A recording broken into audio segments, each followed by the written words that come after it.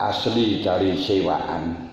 Gini ku dahulu sebelum ijma ada beberapa ayat Quran yang memperbolehkan kita ijarah. Gini ku dua Allah. Fa in arda'na lakum fa'atuhunna ujurahun. Fa in arda'na lakum lek pancen wong wedok-wedok niku nyusoni kanggo anak panjenengan. Fa'atuhunna ujurahun, mongko kewajiban wong lanang ngekei ongkos. Masya Allah. Tingali sangka niki niku kula lan panjenengan sebagai wong lanang kathah salahe dhateng wong wedok. Mulane sing mestine lek waktu bodho niku sing njaluk sepura niku ora sing wedok, sing lanang. Lho kenapa? Sakniki kaya kula lan panjenengan duwe anak sing wajib nusoni niku wong lanang. Dalam arti ketika sing wedok niku nusoni niki sing lanang kewajiban nekai ongkos susonan. Selama niki mboten. Alhamdulillah wong wedok wis ora tau njaluk ongkos. Ngono niku gak gaekno wedang disomponeni. Masak durung mari iku durung mateng rada kawanan somponeni. Masya Allah. Mongko saka niku Sayyidina Umar radhiyallahu anhu ketika Abu Dhahrin niku badhe matur tentang garwane sing rada judas. Kajenge matur dhateng Sayyidina Umar, ternyata waktu niku Sayyidina Umar lagi dicelatu garwane. Niku mboten kutik, mboten jawab, mboten napa kaya manut ditulung. Monggo Sayyidina Umar itu dia gagah perkasa.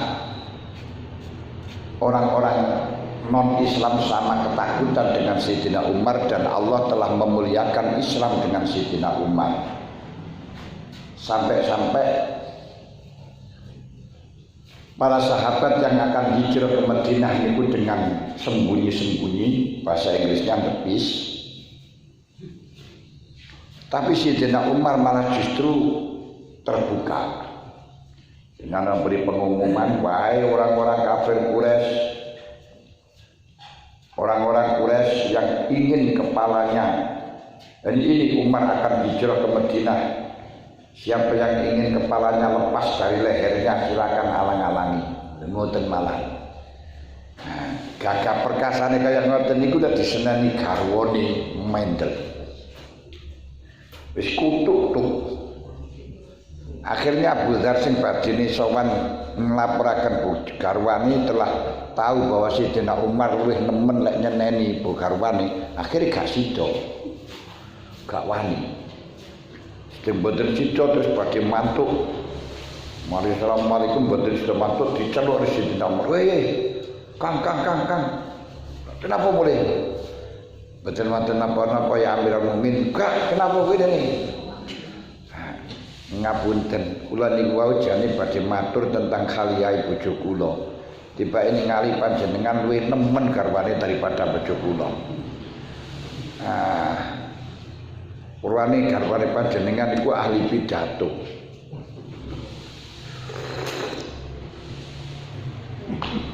Terus Sayyidina Umar ngerti ya. Aku salahku nanging sing wong wedok niku sak pirang-pirang.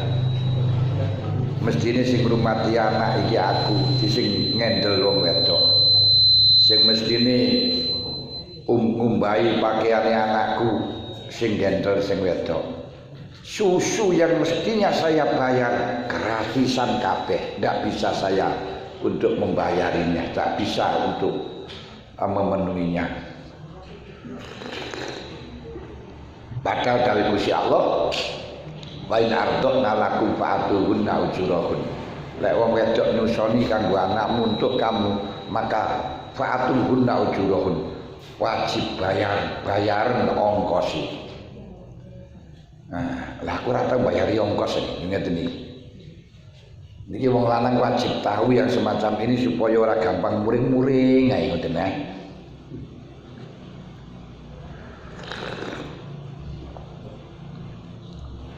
Lah dilalai ayat niki bahwa membayar ongkos itu amrun, perintah, wal amru lil wujub. Sedangkan musoli tanpa angkat ikut tabaruk. Berarti sayang seribu sayang, wong wedok kabeh niku ora berhak mendapatkan ongkos gara-gara lek nusoni ora njaluk izin, lek nyusoni ora njaluk ongkos tabaruk. Semoro-moro disusoni ngono ae. Ha niki ora wajib, ora dibayar padha kalih panjenengan moro-moro ngrewangi tan penggaweane wong, ora izin ya ora dibayar. Tapi sing bayar pangeran. Nah niki lek wong rada pinter begitu nglahirno, Mas. Aku wis nglahirno sing kewajiban untune wedok niku 8. Niku ketuban kutok. Air susu yang pertama. Wa bi riwayatin gur 3 dina. Setelahnya niku serahkan nang sing lanang wis. Mas, iki kewajibane sampeyan, terserah sampeyan susoni dhewe apa golek wong apa saya, tapi yo ana hitunge. Baru ngono niku oleh lek meneng ae langsung susoni gak oleh apa-apa. Nah, tapi wong wedok ya wedi. Mending ya wis tak golekno wong ae. Sekalian kok tak dadekno bojo, tak dadekno ibuke. Lho malah mumet. Gur wedine nang kono pean. Gak tatak. Berarti dari sini ketika ora diakati ora wajib ongkos. Nek ngoten yang dikendaki adalah kalau ada akad ijarah. Ayatu jurana izartana lakum bi'adin, dan dawi Allah Ta'ala fa in ta'asartum fasatur diulahu ukhra. Lek kuwi kangelan golek wong wedok liya sing nusoni. Dan beberapa hadis seperti hadis Imam Muslim anna Rasulullah sallallahu alaihi wasallam naha anil muzaraah wa amara bil muajarah. Kanjeng Nabi melarang akad muzaraah. Akad muzaraah ini tegriki majek, ngedok. Muzaraah niku pegawe petani dikengken garap yang semuanya bahannya dari semua bahannya niku saking sing duwe sawah terus oleh bagian dapat bagian berapa persen, biasanya sepertiga atau seperempat. Itu jenenge ngedok. Niku dilarang kali Kanjeng Nabi, tapi Kanjeng Nabi merintahno ongkose. Juga untuk hadis Bukhari, anna sallallahu alaihi wasallam Siddiq istajara rajulan min bani Diyal yuqalu la Abdullah ibnu al-Yaqut liyadullahu ma'ala tariqil Madinah lama hajar min Makkah. Ketika Kanjeng Nabi niku hijrah dari Mekah karena dikejar-kejar oleh orang Makkah, dikejar-kejar oleh orang keluarganya sudah akan dibunuh. Di rumahnya niku sudah ditapel kuda. Kok jenenge tapel kuda iki piye-piye iki? Tapel kuda. Padahal yo rene jarane kan ya. Terus tapel iki piye ya? Pokoke sing penting wis di kupengi ya. Kuwi jenenge jarane wong-wong tapel kuda.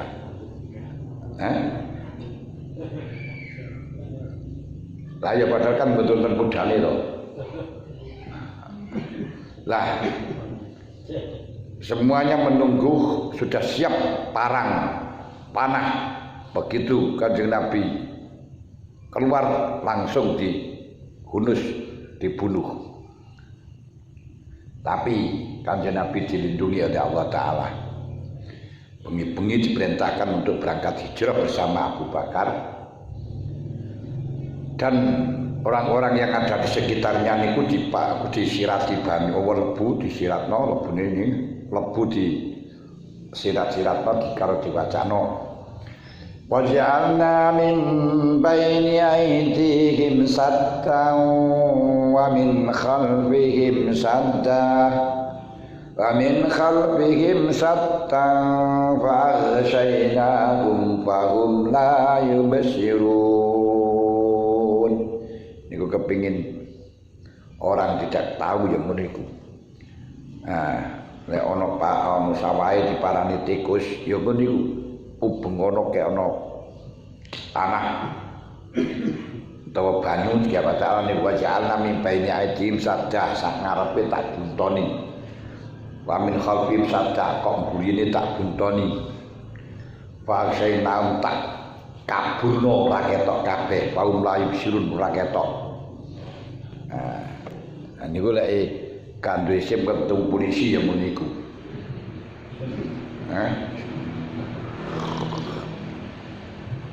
Akhirnya wong kafir itu keturun kabeh. Baru bangun-bangun setelahnya pagi Kanjeng Nabi sudah tidak ada dan tempat tidurnya diserahkan kepada Sayyidina Ali untuk ganteni. Nah begitu Kanjeng Nabi sudah masuk dalam perjalanan menuju ke Madinah, Kanjeng Nabi tidak tahu jalan. Kemana jalannya menuju Madinah. Akhirnya Kanjeng Nabi nyewa wong lanang sing jeneng dari Bani Dail, sing Bani Diyal, sing jenenge Abdullah bin Aryaqat. Tolong tunjukkan aku jalan ke Madinah. Jadi diperintahkan untuk menunjukkan jalan ke Madinah.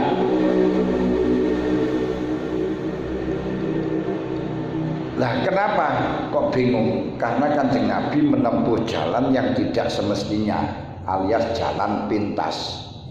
Nah, kalau jalan semestinya niku dikejar-kejar oleh orang kafir.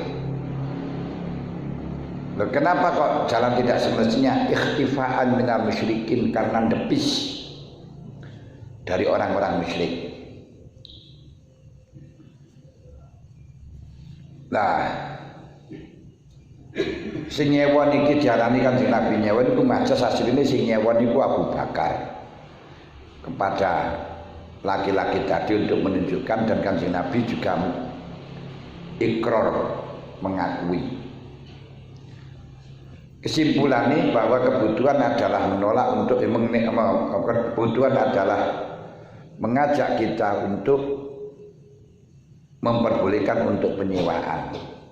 Sebab tidak seluruhan orang, sesemuanya orang itu punya kendaraan, punya rumah, punya khodim dan lain sebagainya. Dan kadang ada orang punya kendaraan tidak membutuhkannya, makanya akhirnya perlu disewakannya. Lah kemudian ijarah niku sah karo ijab kabul. Ijab kabul kalau tidak ijab kabul niku mboten sah.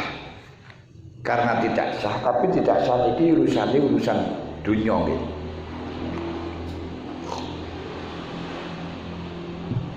Urusan dunya. Karena urusan dunya lek ana wong ora transaksi, ora akad-akatan terus mari ngono dikerjain. Niku ora wajib bayar.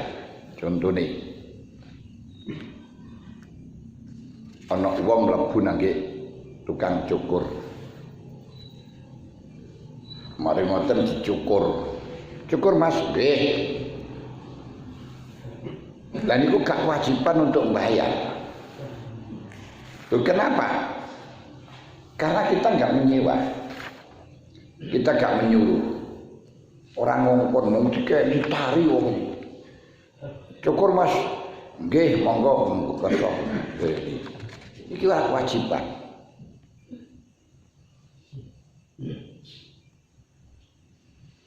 Demikian pula, nggih mereka apa ora enek persyaratan. Jadi sebab kata-kata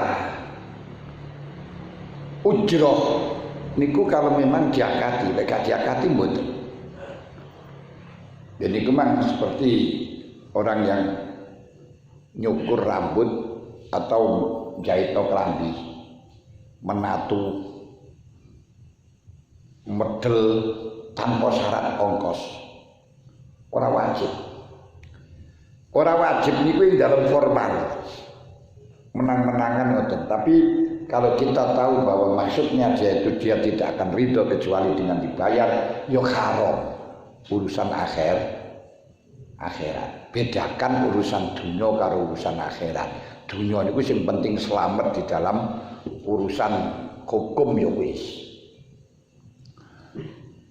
Nah, termasuk kaya nikah.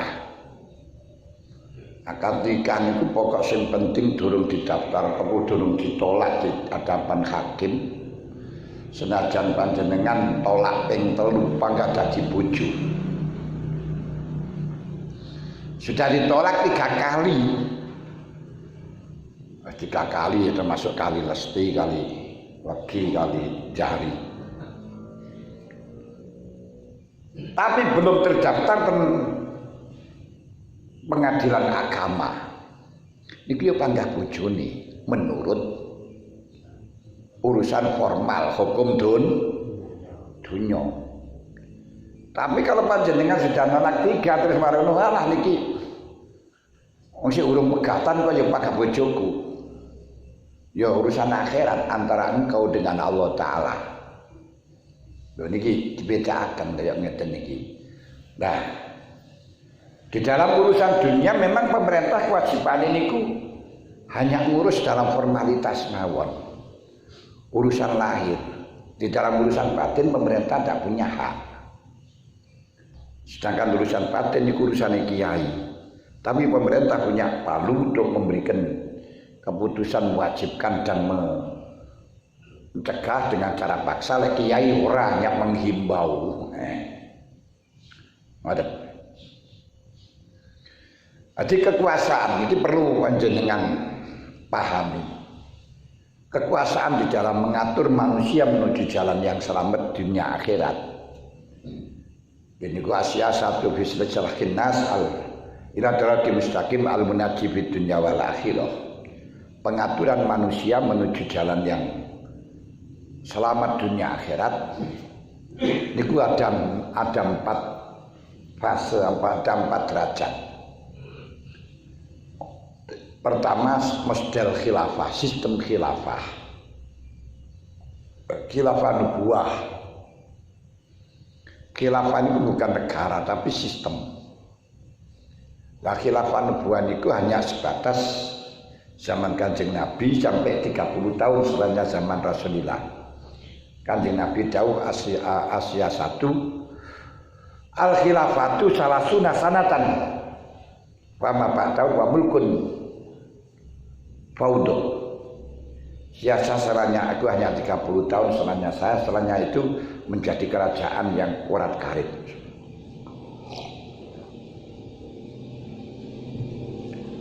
Itu sistem. Lah khilafah itu karena sistem pemerintahan apa? Yaitu kekuasaan yang modelnya man lahu riyasatun amatun fid dunya wal akhirah. Suatu sistem pemerintahan yang dipasrahkan kepada satu orang yang punya hak itu menentukan urusan dunia dan akhirat. Niku jenenge khilafah. Sistem pemerintahan khilafah itu ngoten. Adi urusan negara dipasrahkan kepada satu orang yang punya hak veto ngatur urusan dunia dan akhirat. Niku sistem khilafah nubuwah. Dan setelahnya kenabian itu hanya 30 tahun. Ini sudah 30 tahun setelahnya kenapa sudah nggak ada. Sekarang ada orang yang sombong dengan sombongnya dan bodohnya ingin mendirikan khilafah untuk menyelesaikan masalah. Katanya Indonesia itu bisa selesai dengan khilafah. Ini orang pati mikir. Jajal. Model khilafah ini sudah tidak ada, seluruh dunia itu tidak ada. Jadi hanya satu orang yang memutuskan urusan dunia dan akhirat. Kira-kira di Indonesia ini lho, bisa nggak dipasrahno wong siji urusan dunia akhirat? Wong sing ngalim urusan dunia akhirat iki ya enek apa ora ngono. Jangan gembor-gembor khilafah.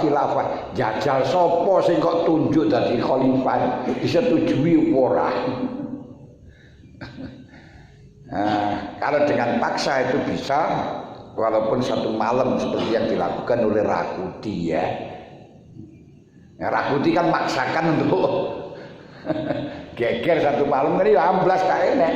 Di Indonesia mau ada semacam itu satu malam saja wis untung niku. Sopo sing kena urusan agama, urusan dunia satu komando satu orang lho. Di Indonesia dengan pakai DPR ngono wis gelut kok sian. Usahane gelut sian. Kok satu orang. Terus sopo kuwi lho ya. Ora mikir. Niku khilafah. Lah tapi jangan khawatir, nanti pasti ada khilafah itu ada nanti di akhir zaman meh kiamat niku kehadiran Imam Mahdi kemudian Nabi Isa niku menjadi khalifah. Lha niku kabeh tunduk mergo menungsone wis bejat kabeh. Lek sakniki gak mungkin. Makanya orang-orang yang memperjuangkan khilafah. Ini kadang-kadang kalau ini aku mikir wong ini jadi sadar apa ora, apa hanya cari sensasi. Jajal lah iso ora terus ono baiat, mari kita berbaiat kepada ini baiat mari di pasar-pasar dikai pengumuman astagfirullahaladzim. Seperti yang sudah tertangkap di Lampung. Khilafah khalifah kan negeri kulo. Sakmono tok wis geger apa maneh sak Indonesia ngono lho nggih. Cara logika di dalam masalah urusan agama diatur Muhammadiyah itu gak gelem. Diatur wong NU Muhammadiyah ya ora gelem niku tok wis gak iso. Khilafah. Nah biasanya khilafah niku terjadi pada daulah Islamiyah.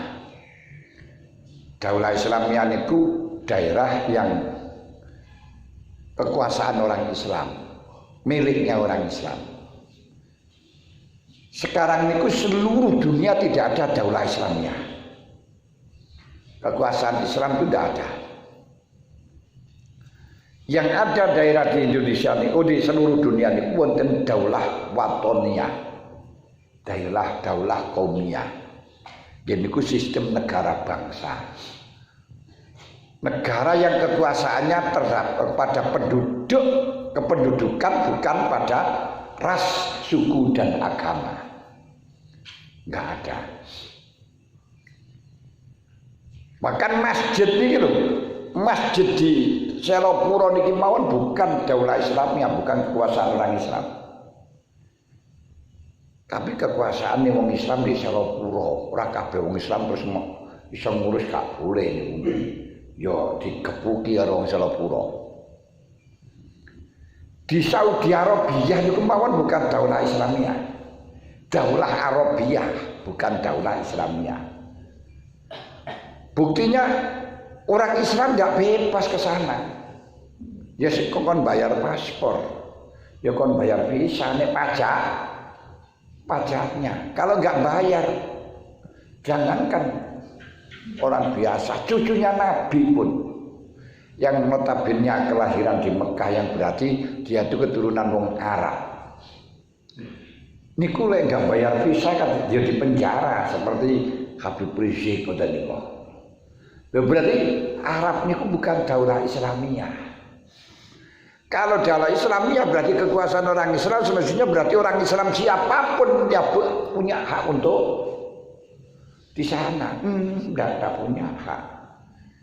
Tetap berdiri dalam kekuasaan kaumiyah. Kekuasaan kaumiyah itu adalah kekuasaan watoniyah, kependudukan. Seperti halnya di Indonesia ini juga kekuasaan kependudukan. Mulane diarani negara bangsa. Mau negara bangsa kaya ngeten iki kok terus akan diatur oleh orang Islam. Dengan kata khilafah, ya perang toh.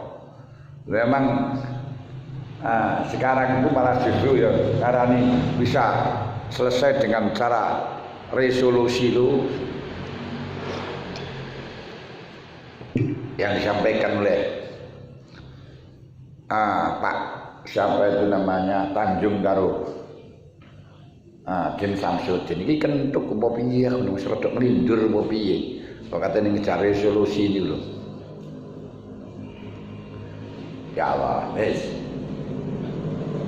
kalau Darul Islam di Indonesia memang Darul Islam, tapi nggak perlu disebut dengan Darul Islam, Darussalam. Darul itu apa daerah? Daerah itu sesuai dengan penghuni. Kapan daerah itu dihuni oleh orang santri berarti diarani daerah santri. Kalau dihuni oleh orang pegawai berarti daerah pegawai. Kalau dihuni oleh penjudi berarti daerah perjudian. Dihuni oleh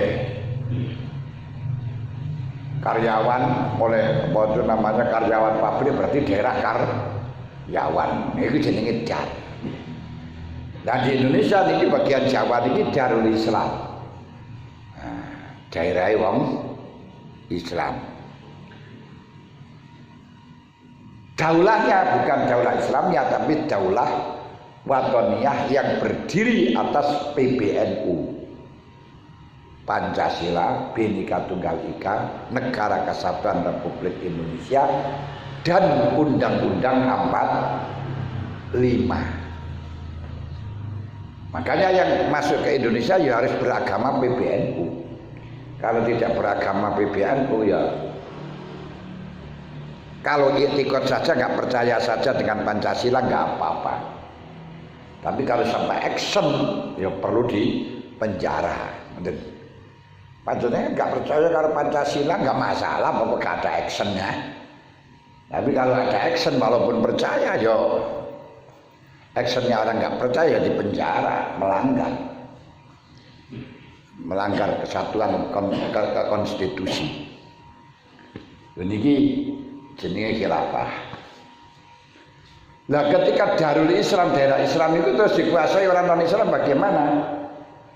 Cara Imam Syafi'i tetap diarani Darul Islam seperti hanya masjid ini kalau sudah jadi masjid kemudian ditinggalkan kaumnya menjadi kosong tetap namanya masjid.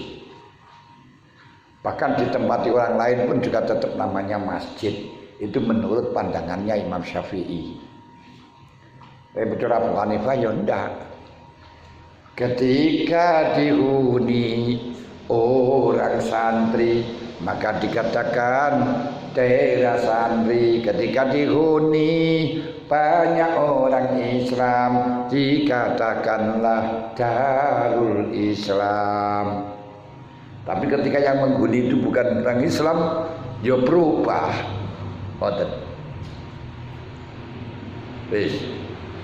Kedua, model kekuasaan setelahnya gak memungkinkan untuk khilafah nubuwah.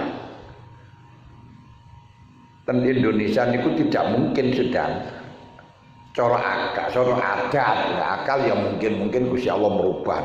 Cara adat dijikona pimpinan satu orang berkuasa dunia akhirat gelut punan. Mesti perang enggak bisa itu.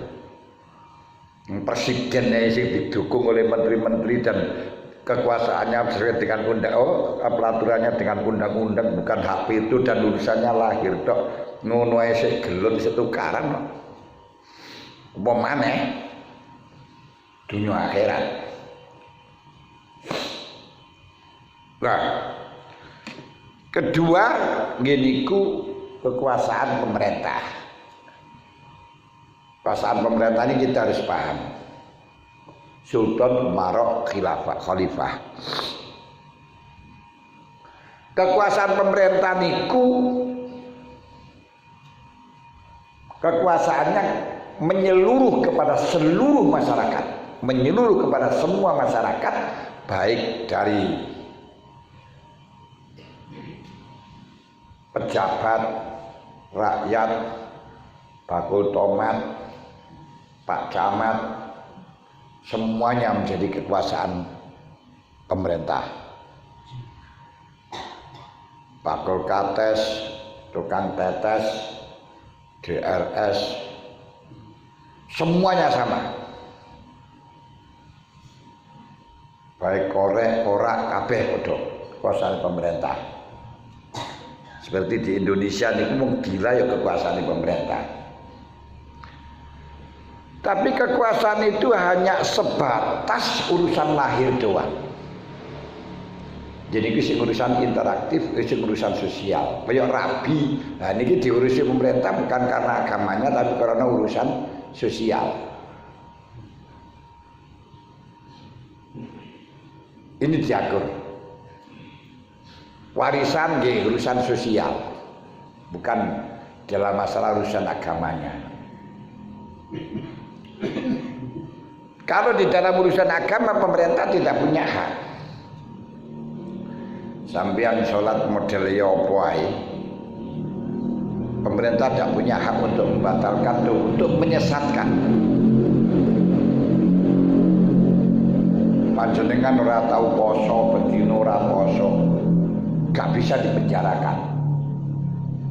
Pemerintah gak punya urusan itu, karena urusannya pemerintahan itu hanya dalam urusan sosial antara hubungan satu dengan yang lain. Kalau urusan pribadi gak bisa. Orang gak sholat tidak bisa dipenjarakan. Kenapa? Bukan urusan pemerintah. Pemerintah itu namun urusan membicarakan soal zahirul hukmi, hukum lahir, hukum jobot tok. Orang di dalam masalah urusan akidah. Mulane pemerintah kok sampai menghukumi niki aliran sesat, ini akidah sesat, dia harus dibiarkan, enggak boleh. Makanya Gus Dur membela pada Ahmadiyah ketika Ahmadiyah dibubarkan dengan keputusan 2 menteri. Tidak benar itu. Nggak bisa.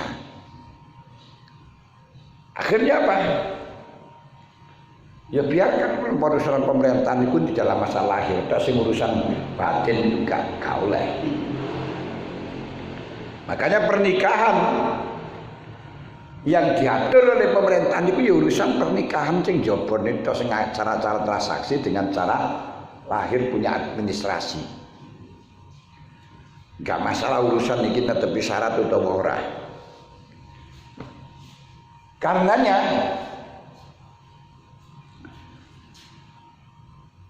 ketika sudah bersatu di dalam satu pernikahan, ada suratnya, ada catatannya, walaupun toh niku terus beda agama, asale padha islami, sakwise dadi bojone enek sing pindah agamane. Lho niki cara Islam pemerintah nggak sah. Tapi kalau kamu tahu urusan agama, kembalikan kepada ahlinya. Kalau kamu beragama, ya jangan kau lakukan. Ini urusannya ngono, ngoten lho. Lah niki nggih ngoten. Orang datang mau cukur Pak, nggih, cukur. Dalam formalnya gak kewajiban bayar karena gak ada transaksi. Bagaimana kita disuruh bayar wong kita niku dikongkon. Ana bis melak mandek terus panjenengan mlebu yo ora apa-apa iku Mas. Bentar. Nggih, ayo kene mlebu. Tarik mo aku ora terima bayar. Kenapa? Lah aku mang ora terima bayar kok jak mlebu kok. Ora apa-apa urusan dunia niki dalam urusan pengadilan bisa menang. Tapi dalam urusan akhirat kita tahu bahwa dia itu cari uang. Nah, makanya kita mau semacam itu hukumnya haram mereka gelem bayar. Tapi haram itu ora urusan fikih tapi urusan akhirat. Lho ngoten lho. Makanya di situ yang urusan kedua itu urusan umarok khilafah niku umarok sultan itu hanya urusan yang urusannya interaktif, urusannya lahir, urusannya satu dengan yang lain, tapi di dalam urusan agama, urusan batin niku urusan kiai. Gini ku kekuasaan yang nomor 3, kekuasaan ulama alladzina hum warasatul anbiya. Ulama alladzina hum warasatul anbiya niki wilayahnya kode etiknya. Kode etiknya itu hanya sebatas urusan lahir batin. Batine wong sing khusus. Batin toh, tapi tidak boleh ilzam, tidak boleh menetapkan, mewajibkan. Ya hanya imbauan ngajak. Wong NU yo ngurusi akidah sunnah wal jamaah ngoten mawon. Tidak bisa memaksakan orang harus ikut NU juga nggak boleh. Nah ini, tapi yo kita percaya tinggal enggak dengan para kiai kita rek ngoten tok. Niki kewajiban kiai nang kuno. Berarti tidak punya hak sama sekali. Sing punya hak membatalkan dan seterusnya adalah pemerintah. Nah, sing punya wajib enggak ini.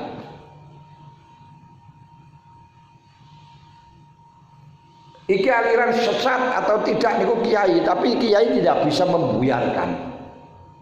Tidak bisa membatalkan. Kekuasaan yang keempat ini wuat. Wuat itu adalah orang-orang yang memberikan mengarahkan pada batinnya orang awam. Batinnya wong awam bukan batinnya orang khos. Hal ini universal. Di dalam hal-hal yang universal urusan batin. Ini kudu kekuasaan. Nah semacam ini harus kita bagi mana yang urusan pemerintahan, mana yang urusan pribadi. Makanya kalau seperti tadi ada seorang napa niku wala ujrat tali amalin, pekerjaan yang tidak ada pekerjaan seperti yang tidak ada syarat ujroh, tidak wajib bayar.